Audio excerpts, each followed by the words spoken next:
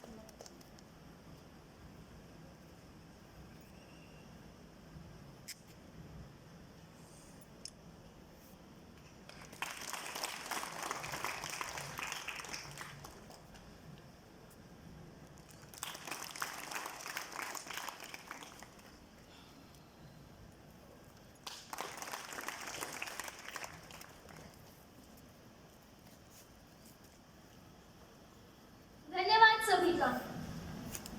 लोग अक्सर दैनिक जीवन में खेल और खेल के महत्व को नजरअंदाज कर देते हैं। खेलों में भाग लेना केवल शरीर को स्वस्थ और फिट रखना नहीं, बल्कि यह अनुशासन, जिम्मेदारी और टीम वर्क जैसे जीवन के कई नए सबक सीखने में भी मदद करते हैं।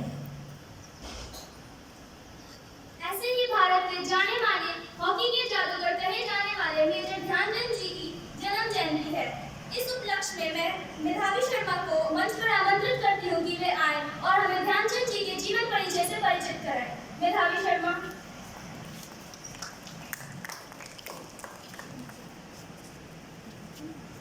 मैं उस देश की नागरिक हूँ जहाँ छत्रपति शिवाजी महाराज और सम्राट अशोका जैसा राजा था।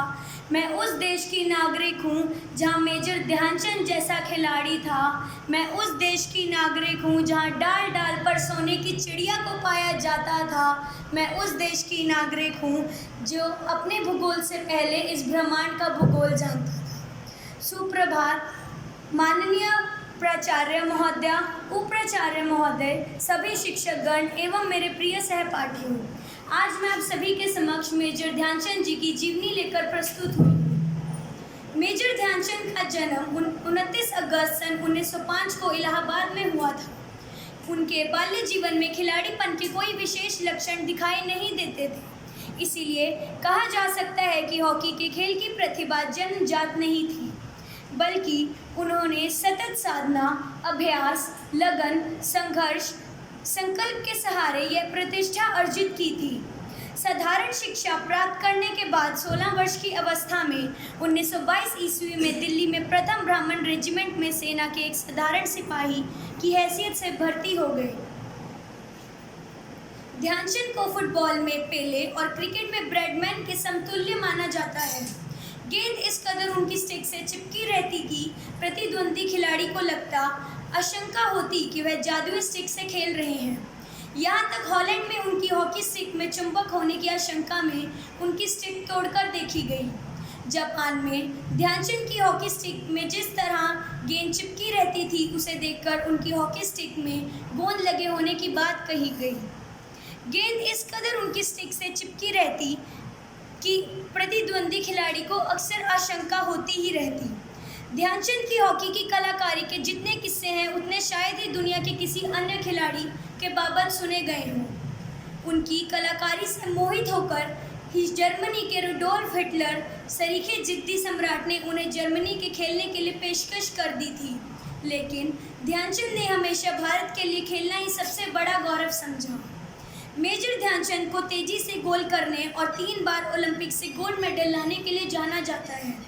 ध्यानचंद का असली नाम ध्यान सिंह था, लेकिन वह रात को चंद्रमा की रोशनी में प्रैक्टिस करते थे, इसलिए इनके साथियों इनके नाम के पीछे चंद लगा दिया।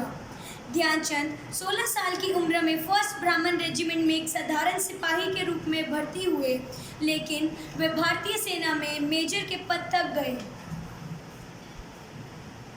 मेजर ध्यानचंद सिंह भारतीय फील्ड हॉकी के भूतपूर्व खिलाड़ी एवं कप्तान थे। ध्यानचंद ने 3 ओलंपिक खेलों में भारत का प्रतिनिधित्व किया तथा 3 बार देश को स्वर्ण पदक दिलाया। भारत ने 1932 में 37 मैच में 338 गोल किए, जिसमें 133 गोल ध्यानचंद ने किए थे।